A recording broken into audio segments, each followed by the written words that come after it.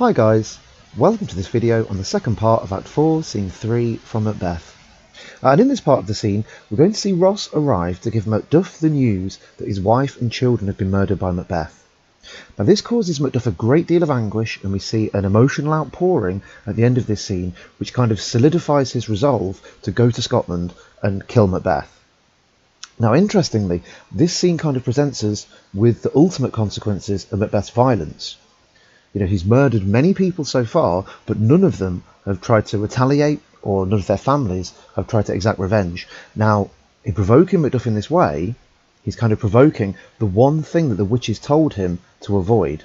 You know, they say beware Macduff, and in killing his family, he absolutely cements the idea that Macduff is going to kill him. Okay, but before we look at the annotation, let's have a listen to the scene. Well, more anon. The king comes forth today. There are a crew of wretched souls that stay his cure. For at his touch, such sanctity hath heaven given his hand, they presently amend.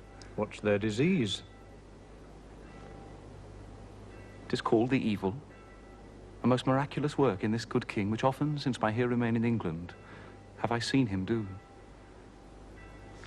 How he solicits heaven, himself best knows. But strangely visited people, all swoln and ulcerous, pitiful to the eye, they may despair of surgery. He cures. And sundry blessings hang about his throne that speak him full of grace. See who comes here. My countryman. My ever-gentle cousin, welcome hither. Good God, betimes remove the means that makes us strangers. Sir, amen.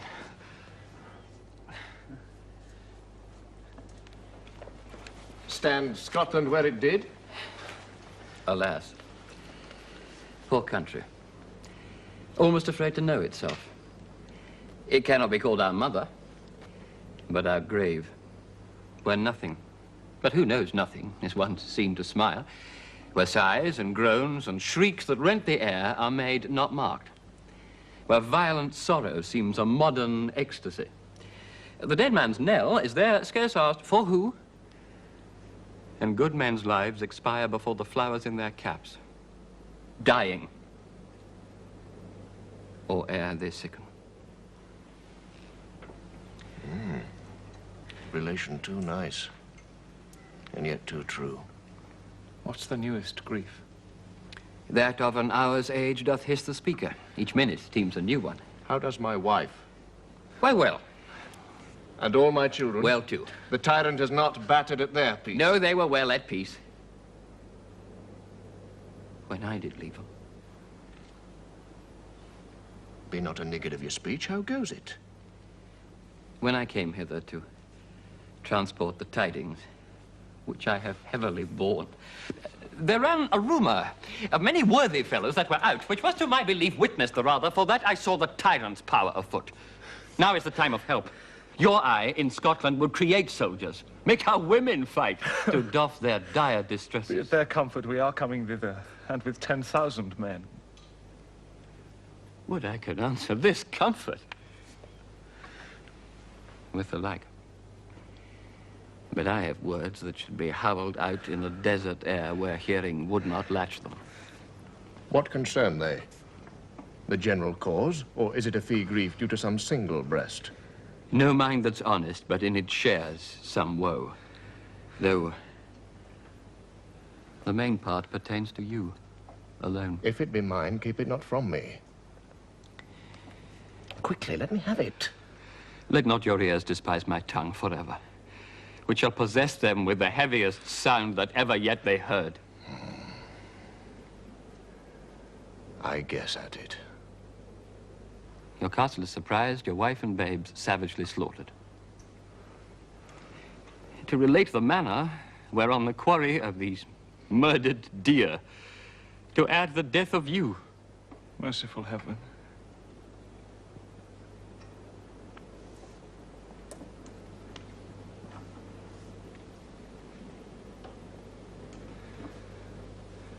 give sorrow words. The grief that does not speak whispers the o'erfraught heart and bids it break.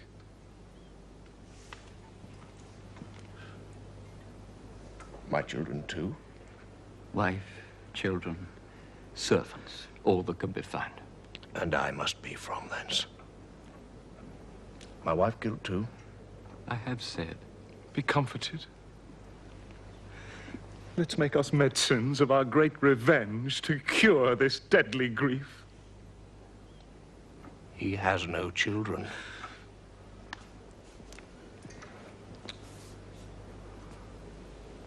All my little ones. Did you say all? Oh. Hell. All?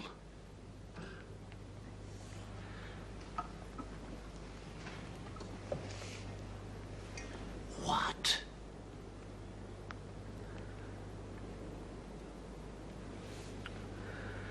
All my pretty chickens. And their dam. At one fell swoop. Dispute it.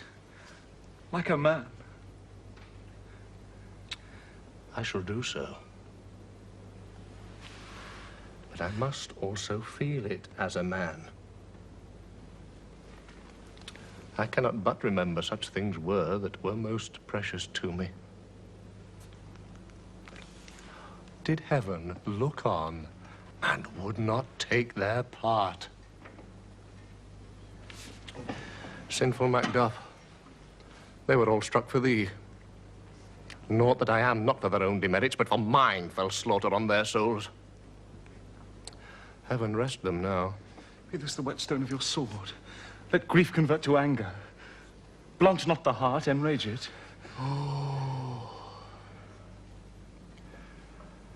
I could play the woman with mine eyes, and brag it with my tongue. The gentle heavens cut short all intermission.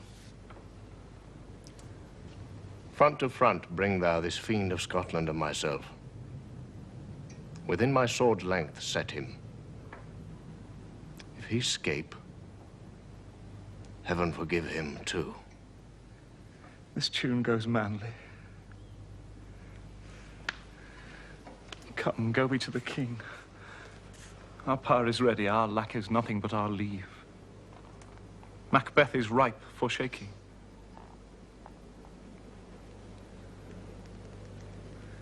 Receive what cheer you may. The night is long that never finds the day. Okay, so let's start looking at the annotation.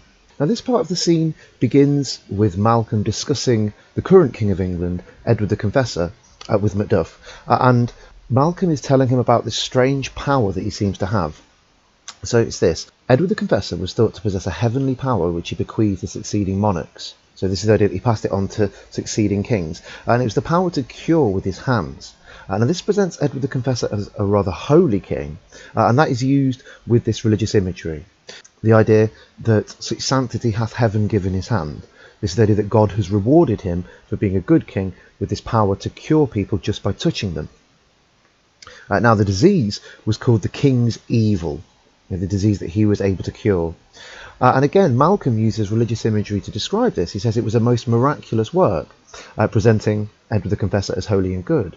Edward the Confessor solicits heaven, which very much the opposite of Macbeth. Think of all the satanic imagery that's been used to describe Macbeth up to now.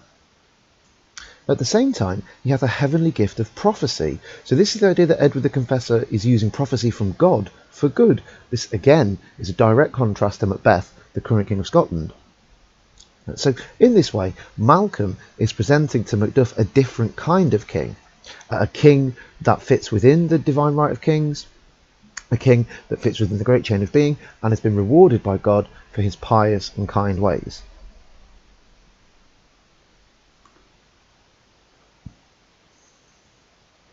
We then see Ross arrive, and he begins a conversation with Macduff and Malcolm around the state of Scotland and ultimately what has happened to Macduff's family. So Macduff asks, stand Scotland where it did? To mean, is Scotland still in the situation that it was in when I left it. Ross then uses some imagery to describe the state of Scotland. He says, "It cannot be called our mother, but our grave." This is the idea that Scotland can't be seen as a country that provides for its people, but as a country in which its people are dying. The female imagery used here, the idea of mother, is something that gives life, that nurtures something. But at the same time, it is a subversion of the language of Lady Macbeth. She rejects femininity, she rejects motherhood, a symbol for the situation that Scotland is in at the minute. He says, "Violent sorrows seems a modern ecstasy." Again, to show that the violence and the sadness that is being experienced within Scotland is kind of a sign of the times, a modern ecstasy. So in this way, Ross presents Scotland as a sad, violent, corrupted country. I have to think why. Why has Scotland become this way? And obviously we could say because of Macbeth's actions, the things that he's doing, the people that he's killing.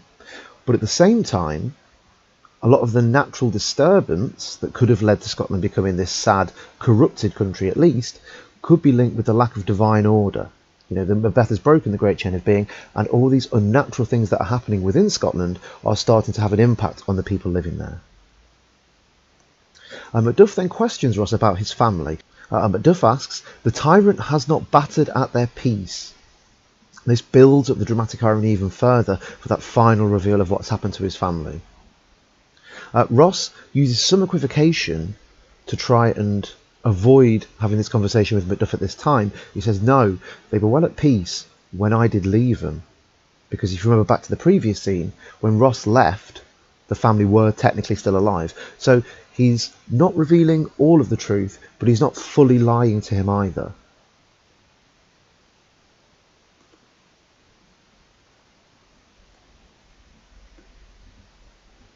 Ross then indicates that he's there to give this news to Macduff, but at the same time he has heard rumour that there are many thousands of soldiers that are ready to march on Scotland. He says that now is the time of help.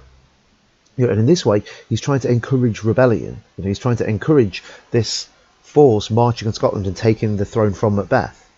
He says to Malcolm, "Your eye in Scotland would create soldiers, that it would make the people of Scotland rebel, even going on to make our women fight." This is the idea that Malcolm is so inspiring to the Scottish people in this harsh time that just by being in Scotland he would be encouraging people to rebel and fight back against Macbeth. Now we have Ross preparing to give Macduff the news of his family.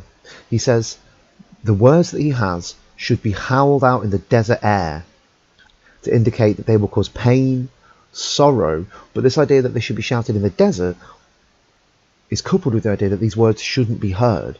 He shouldn't have to say them, and Macduff shouldn't have to hear them because they are going to be so painful. He says that his news is the heaviest sound that Macduff will ever hear.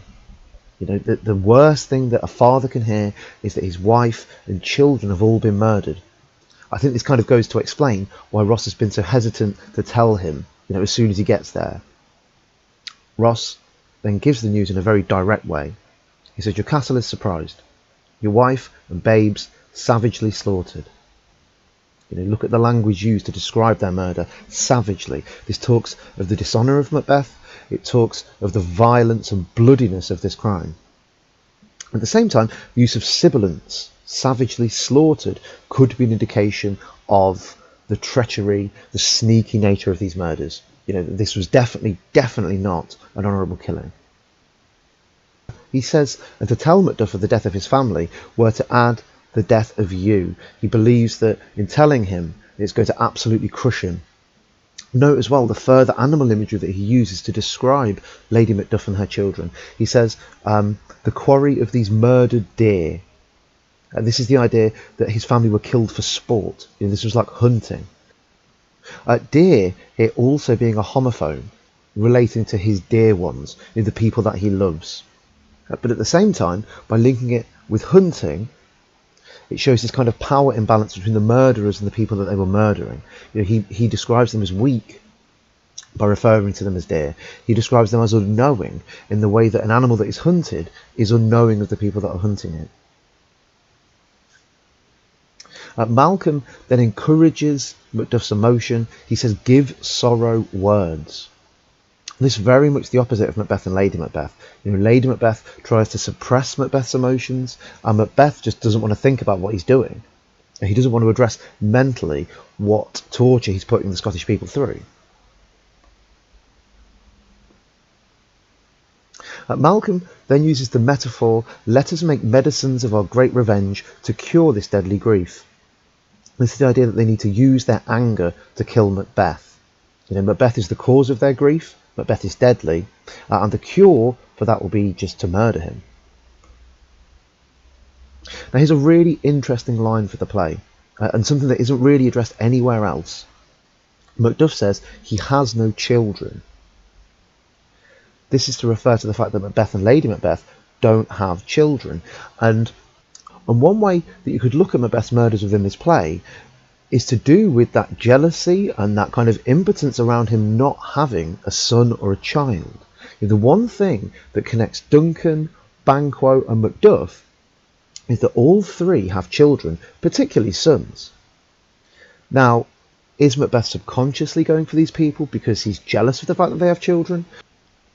It is alluded to the fact that Macbeth and Lady Macbeth did have a child in Act 1, where Lady Macbeth says she knows how tender it is to love the babe that milks me. So this is the idea that at some point they did have a child, but, that child clearly is dead. I think what Macduff is saying here is the idea that Macbeth hasn't got a concept of what it might be to lose his family, in the way that Macduff has here. He then furthers the motif of birds within this play. He describes Macbeth as a hell kite. Now, a kite is a bird that is predatory, that invades farms and kills chickens. So it is a bird that kills weaker birds. He then backs this up by describing his family as his pretty chickens. So in the Jacobean era, the symbol of a chicken was a symbol of motherhood. It was a symbol of care and affection, and I think definitely Lady Macduff could be presented as a mother that cares and is affectionate towards her children. She says that she's prepared to fight to protect her children. At the same time, though, the symbol of chicken could be a symbol of vulnerability, could be a symbol of weakness, and when used in contrast with the image of a kite that kills chickens, it presents them very much as victims.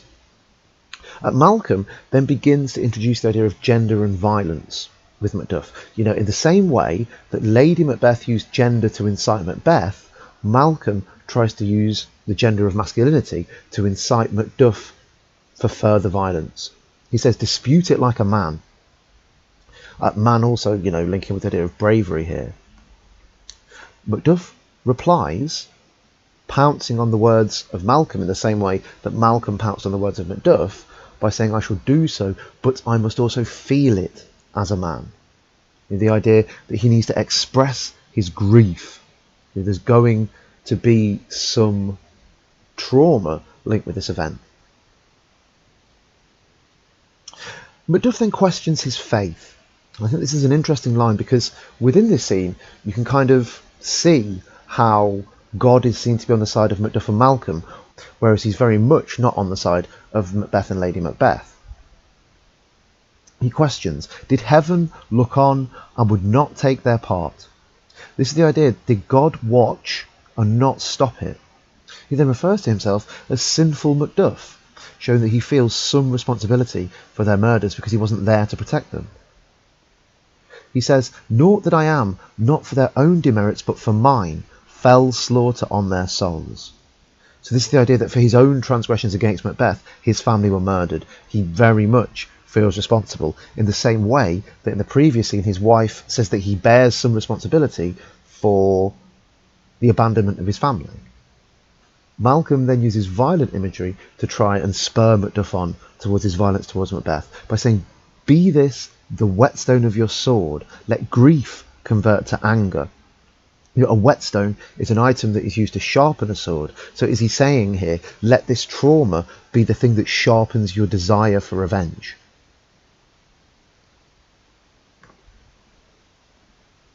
And in reply, Macduff says, "I could play the woman with mine eyes, and the braggart with my tongue." showing that in some ways the emotion that he wants to express could be seen as feminine. He's talking about crying here. And the braggart with my tongue talks about his threats. That would be a masculine image. He says, but gentle heavens cut short all intermission. So he's asking there for God to intervene and cut short any emotional outpouring that he may have that stops him from going and taking revenge on Macbeth. And in this way, he invokes God like Lady Macbeth invokes the spirits. Lady Macbeth says, "Come, ye spirits, who tend on mortal thoughts." Here, Macduff says, "Gentle heavens cut short all intermission," asking God to intervene. In this way, we can see that Macduff is relying more on God as a supernatural force to help him. He says, "Bring thou this fiend of Scotland to me, Macbeth, and myself within my sword's length set him." He wants to fight Macbeth now. He wants to go and kill him man to man. Malcolm backs up this idea that gender is linked with violence by saying this tune goes manly. He then too evokes the power of God and holy powers to try and help them with their fight against Macbeth. He says, "The powers above put on their instrument. Receive what cheer you may. The night is long that never finds the day." So this reference to the powers above, like I say, are the powers of God. They're the tools of their religion, But I think there's a really interesting contrast to this, where in Act 1, Scene 3, Banquo refers to the witches as the instruments of darkness. So this very much shows that Macbeth is in league with dark forces, the witches, their prophecies and the supernatural, whereas Malcolm and Macduff are very much in league with God and the holy powers that are going to help them to win this battle. Malcolm then ends with that light dark imagery. The night is long that never finds the day, indicating good, the light, the day in this case, and bad, the night, representing Macbeth as the night and Malcolm as the day, but also symbolising the beginning of a new day for Scotland. A day that is full of hope for the future, a day that will hopefully see the right king reseated to the throne. Now, within this part of the scene, we've seen Macduff and Malcolm having God on their side, evoking God, talking about God, and using lots of religious imagery. Now, this once more links with the divine right of kings and the great chain of being, and also the idea that Malcolm is the legitimate heir to the throne. Therefore, he is the one that has actually been chosen by God. However, we still must consider, after his confession, will he be a good king? Is Malcolm going to be successful, particularly when considering the prophecy of Fleance still hangs? I think if we're going to link this with context and this scene, particularly because we've seen lots of references to religious kings, Edward the Confessor and Malcolm, to King James I think this is irrelevant. As to him, this man who wrote a book on the divine right of kings, he believed that even a tyrant must be obeyed if he's the legitimate king. So even if Malcolm goes to Scotland and takes the throne, even if he starts to behave like a tyrant, he is still the legitimate king. Okay, so that's the second part of Act 4, Scene 3. I hope you found that useful, and I'll speak to you soon. Bye bye.